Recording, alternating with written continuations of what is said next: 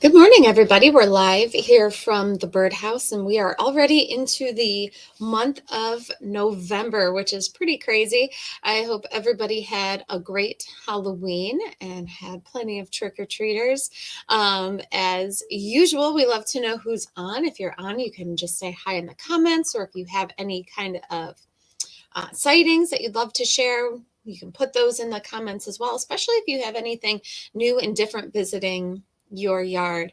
We've got some photos to share today that you guys have sent in, got some products to show you as far as things you might want to start to consider putting out in your yard as it starts to get cooler.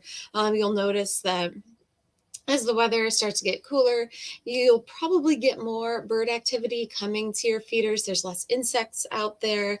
Although we're still having a little bit of insect activity, like you might still see some bees buzzing around your flowers as if we're having a nice, bright, sunny day. But in general, they're starting to fizzle quite a bit. So don't be surprised if you start to see more bird activity at your feeders, and I'll share with you guys some different types of seed and that kind of thing that you can attract different types of birds with. So let's get started. First, I'll share with you some photos that you guys sent in, because it's always fun to see what kind of things you guys are seeing as you're going out and about, not only in your backyard, but out birding.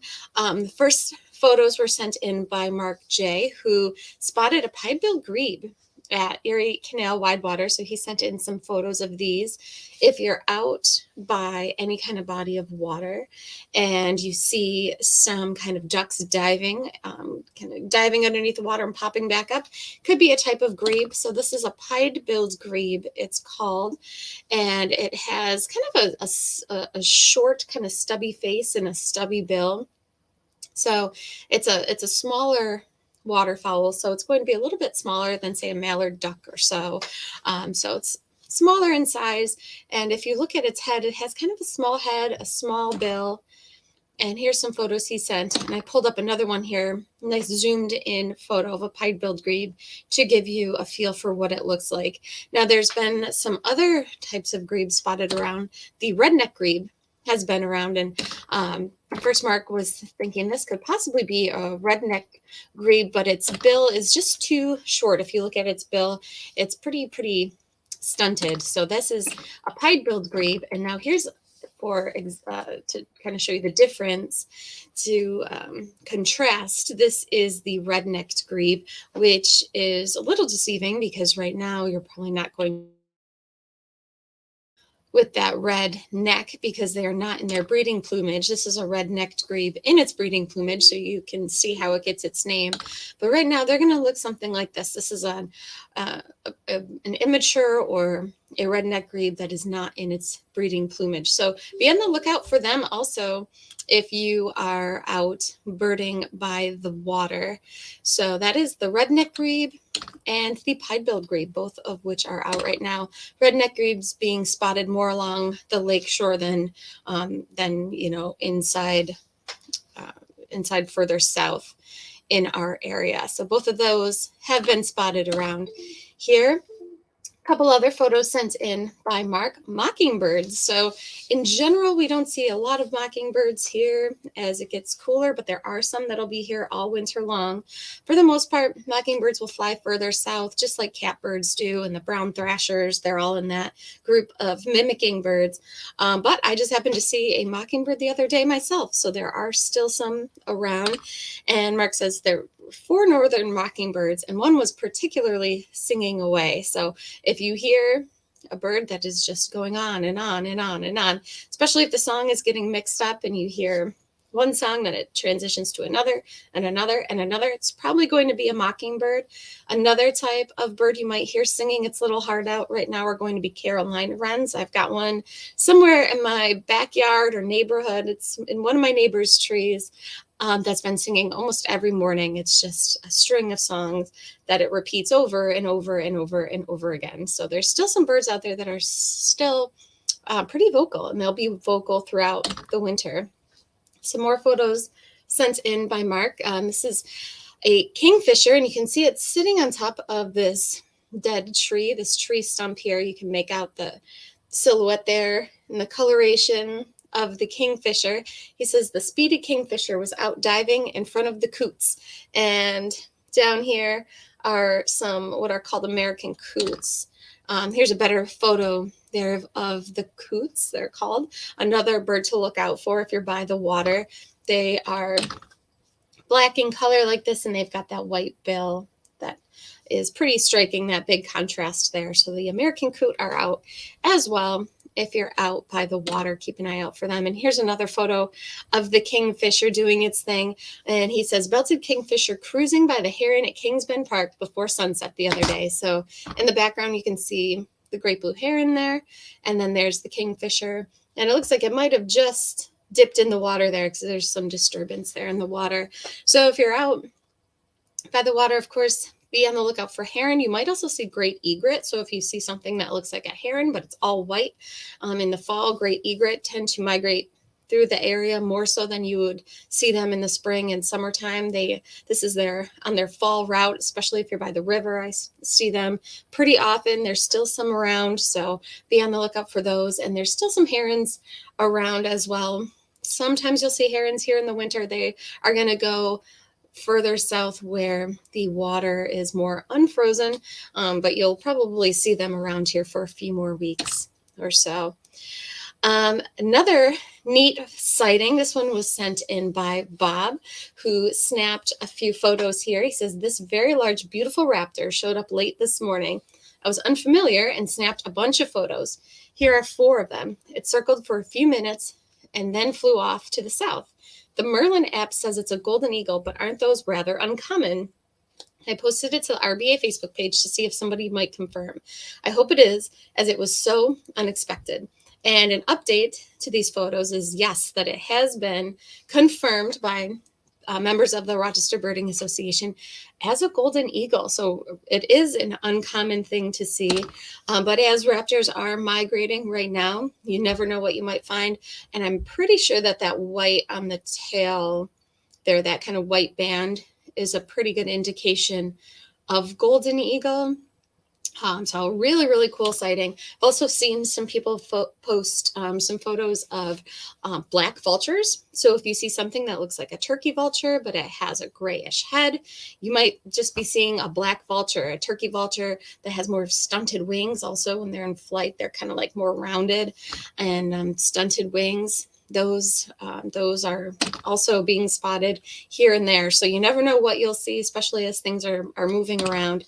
So here's some really great photos Bob sent in just over his house, I believe, of a golden eagle. So really, really cool. And yeah, there's lots of great resources online and on Facebook about identifying birds. So if you're ever trying to figure out what a certain bird is and you use the Merlin app, which is very good, but it's not 100% all the time, you can always post it to the Rochester Birding Association page, or there's a Rochester Birding community page. You can always post things on there, and it's full of people who can help you identify your bird. And you can always post it on our Facebook page as well as on the Birdhouse Facebook page. Bluebirds. So people do get bluebirds all year round here, although they are more common in the spring and summer. Here's a couple photos sent in by Bob of some bluebirds. If you're looking to keep bluebirds in your yard throughout the months where it is cooler, you can provide them with food. So they do eat a lot of insect material in the spring and in the summer. So if you want to provide them with some of that, you can always put out mealworms. So that's one thing that they will eat throughout the year. But what you might want to supplement with, if you are trying to get more, are something like this. These are called Bluebird nuggets. They're little balls of suet that you can put in a little dish feeder, or there are suet nugget feeders, or if you have one of the peanut pick-out feeders where it's kind of small, some mesh, you can put these suet nuggets in there, and those are really good for the bluebirds. So a feeder, for example, that looks like this. This is a peanut feeder here for what are called the peanut pickouts, which the nuthatches like, and the titmice and the chickadees really like these. You can put the suet nuggets in there too. You might want to use a feeder, though, that has a tray on it, because although bluebirds can cling onto the side of feeders like this. It can be a little bit difficult for them. So that would be my only suggestion there. But they also come to heated bird baths. So now is the time of the year where people start putting up their heated bird baths.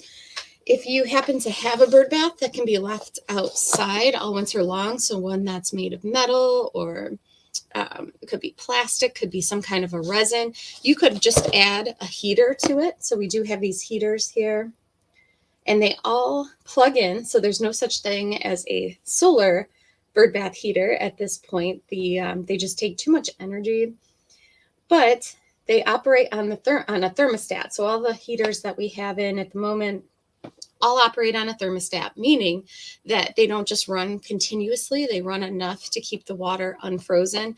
And then once they hit a certain temperature that I want to say is around 38 degrees or so, they shut off. So it's not running consistently. The water doesn't get hot. It just runs enough to keep that water unfrozen. So you can add a heater to an existing bird bath that you might have, if it's one that can be left out.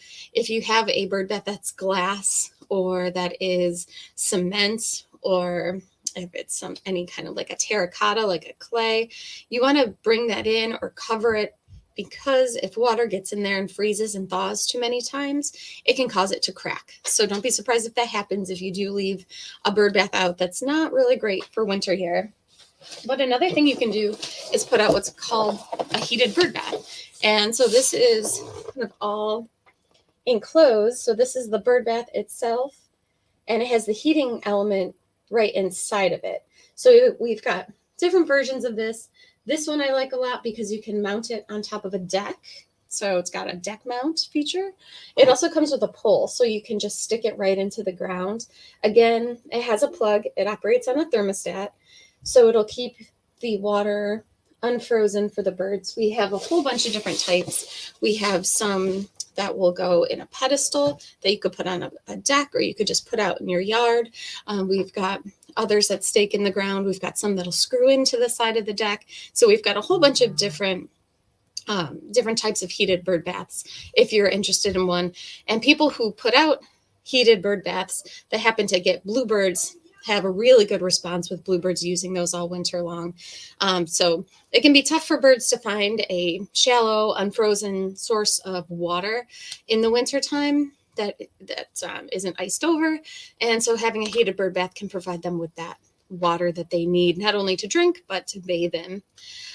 Some other things you might see in your yard. Here's a photo of a Cooper's hawk sent in by Bob. This isn't an uncommon sight, especially this time of the year, as food tends to get a little bit more scarce. You might see birds of prey in your yard, like this Cooper's hawk. Cooper's hawks and sharp-shinned hawks both tend to prey on birds, and they can be hard to tell between the two. Talking about when we're talking about different websites or Facebook pages that help with bird identification, this is the major one you'll probably see all winter long. Is it a Cooper's hawk or a sharp-shinned hawk? That's always the debate. So Cooper's hawks tend to be larger.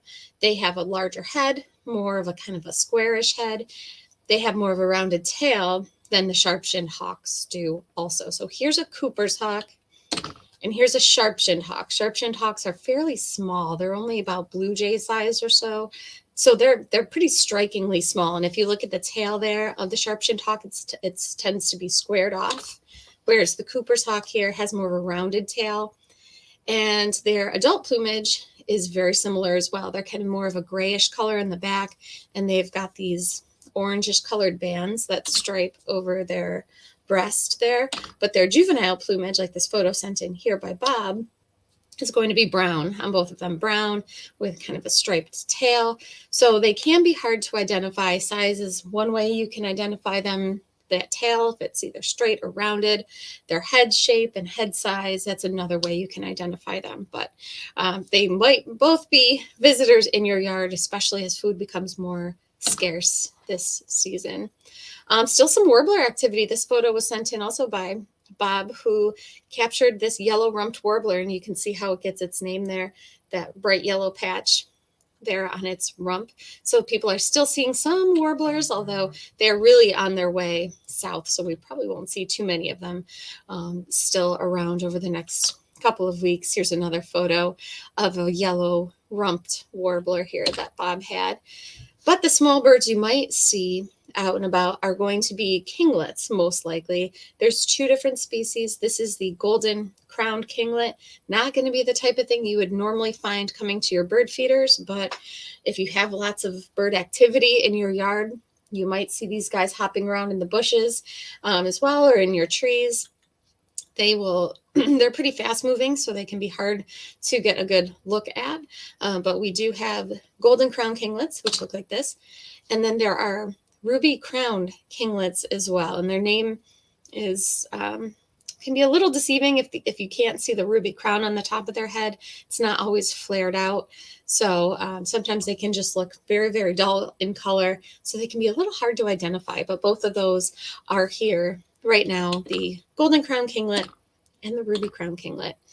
Some other types of birds to look for are going to be different types of sparrows, especially underneath your feeders. You might see these white-throated sparrows. There's white-crowned sparrows. Song sparrows are still around. You might start to see tree sparrows also. This is called the American tree sparrow.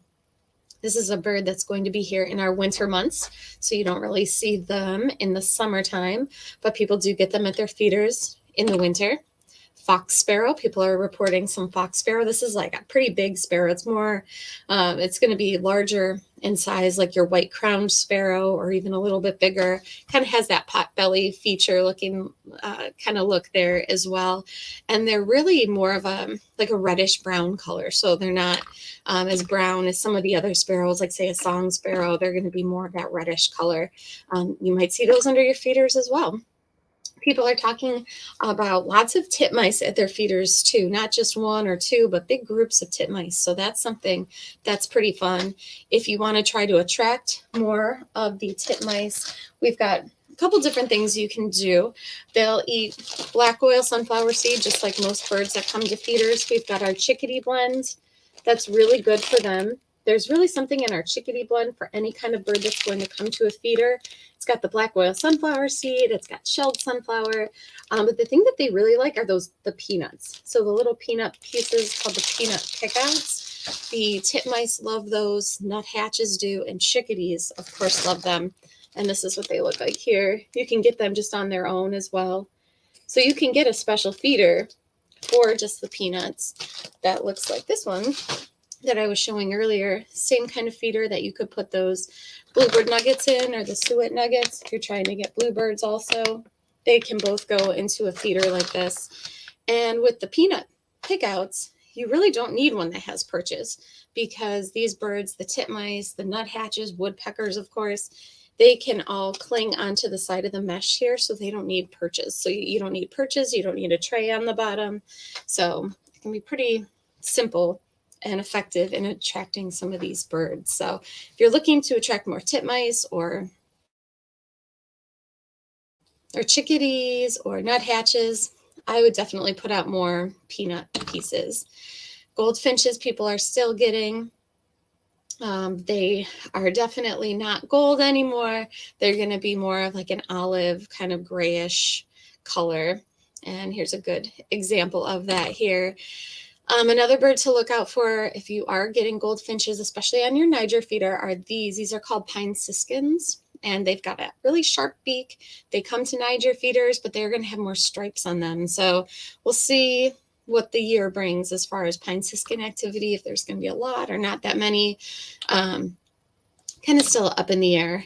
And also look for the red-breasted nuthatches. This one here is eating from, looks like the finch blend that we carry, and that is a mix of the Niger seed, which the goldfinches and pine siskins, they all love, and then there's also ground up sunflower hearts in there. And so that tends to give you more of a diversity than just Niger alone. So you might start to see things like this red-breasted nuthatch at your feeder, or even chickadees. I get a downy woodpecker every once in a while eating from my finch favorite blend that's in my finch feeder. So red-breasted nuthatches tend to be more common as we get into the winter months, and people have been reporting them in some pretty good numbers as well. So keep an eye out for them. And Junkos are back. I finally got to see some of my first Junkos.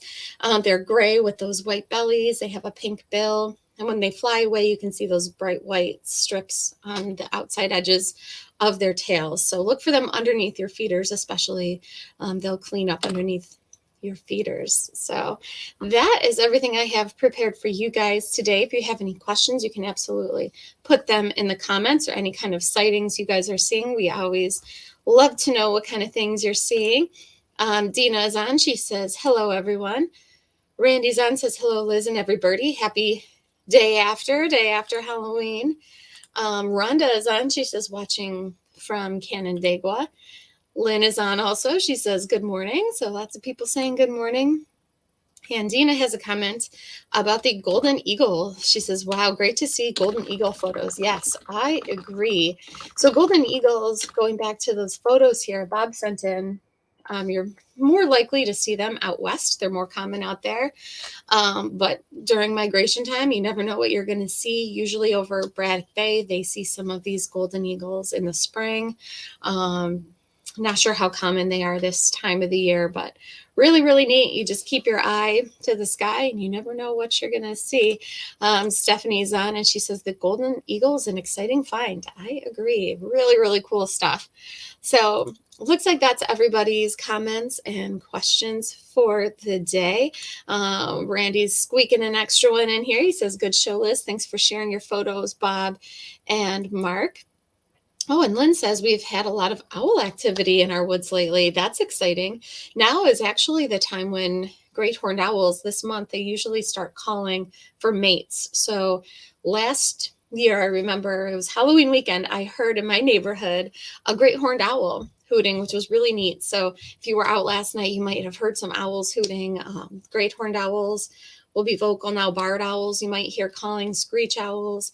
So any one of them you might hear calling right now. So it sounds like Lynn's having some of that activity in her woods, which is really exciting. So if you have your windows cracked open at night, or if you're outside, listen, you might hear some owl activity. And Diane is on, says, good morning from Georgia. Good morning. Good morning from Georgia. Thank you for tuning in from down south. So it looks like that is the rest of the comments and questions. We'll be back on Saturday with another broadcast. Until then, enjoy your week. You'll notice if you do come into the birdhouse, we are starting our holiday changeover today. We're wasting no time.